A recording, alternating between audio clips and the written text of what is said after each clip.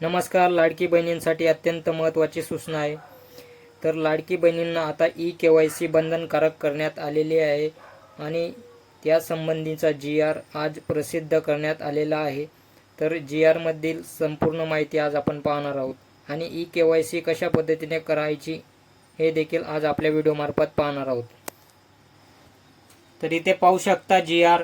मुख्यमंत्री माझी लाडकी बहीण या योजनेअंतर्गत पात्र लाभार्थी महिलांची पडताळणी आणि प्रमाणीकरण करण्यासाठी ई-KYC माध्यमातून आधार ऑथेंटिकेशन करण्यास मान्यता देण्याबाबत दिनांक 18 सप्टेंबर 2025 रोजी इथे GR प्रसिद्ध करण्यात आलेला आहे. तर GR मध्ये काय माहिती दिलेली ते आपण खाली पाहणार आहोत.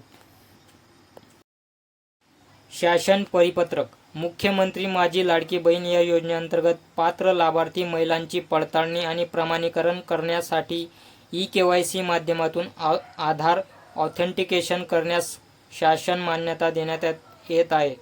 मुख्यमंत्री माझी लाडकी बहीण या योजनेच्या ladkibahin.maharashtra.gov.in या वेब पोर्टलवर सदरची ई-KYC सुविधा उपलब्ध करून देण्यात आलेली आहे.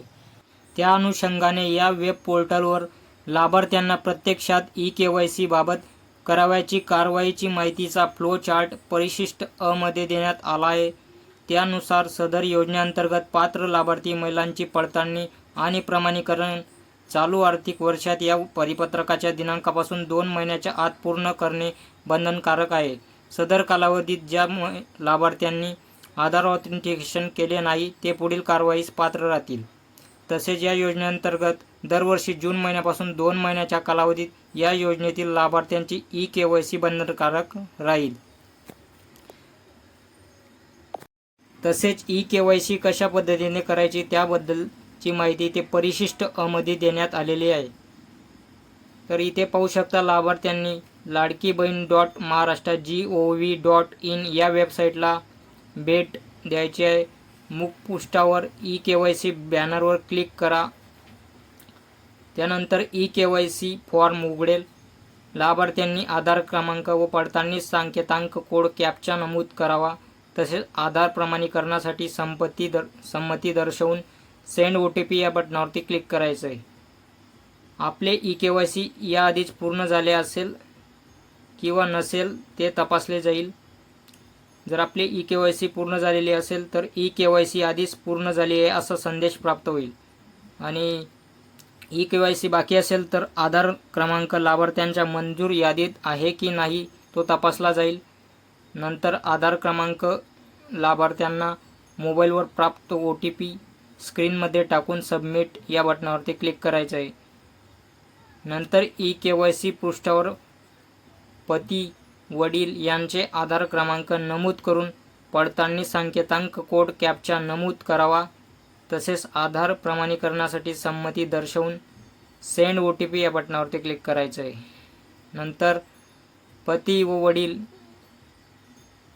किंवा वडील यांच्या आधार लिंक मोबाईल नंबरवर प्राप्त झालेला OTP ते स्क्रीनमध्ये टाकून सबमिट करायचं आहे. यानंतर लाभार्थ्यांनी आपल्या जात प्रवर्ग निवडायचा आहे. खालील बाबी प्रमाणित डिक्लेरेशन कराव्यात. तर इथे माझ्या कुटुंबातील सदस्य नियमित कायम कर्मचारी म्हणून सरकारी विभाग, उपक्रम, मंडळ, भारत सरकार किंवा राज्य सरकारच्या स्थानिक संस्थेमध्ये कार्यरत नाही किंवा निवृत्तीवेतन घेत नाहीत. होय नाही इथे क्लिक करायचं आहे. त्यानंतर माझ्या कुटुंबातील केवळ एक विवाहित आणि अविवाहित महिला लाभ घेत आहे. होय नाही. नंतर चेक बॉक्स क्लिक करून सबमिट या पर्यायावरती क्लिक करायचं आहे. त्यानंतर सक्सेस, तुमची ई-KYC पडताळणी यशस्वीरित्या पूर्ण झाली असा संदेश प्राप्त होईल. अशा पद्धतीने तुम्ही ई-KYC प्रक्रिया पूर्ण करायची आहे. तर अशा पद्धतीने लाडकी बहिणींना ई-KYC करावी लागणार आहे.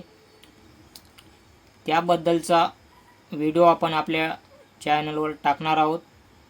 तर आपल्या चॅनलला अजून सबस्क्राईब केलं नसेल तर करून ठेवा. धन्यवाद.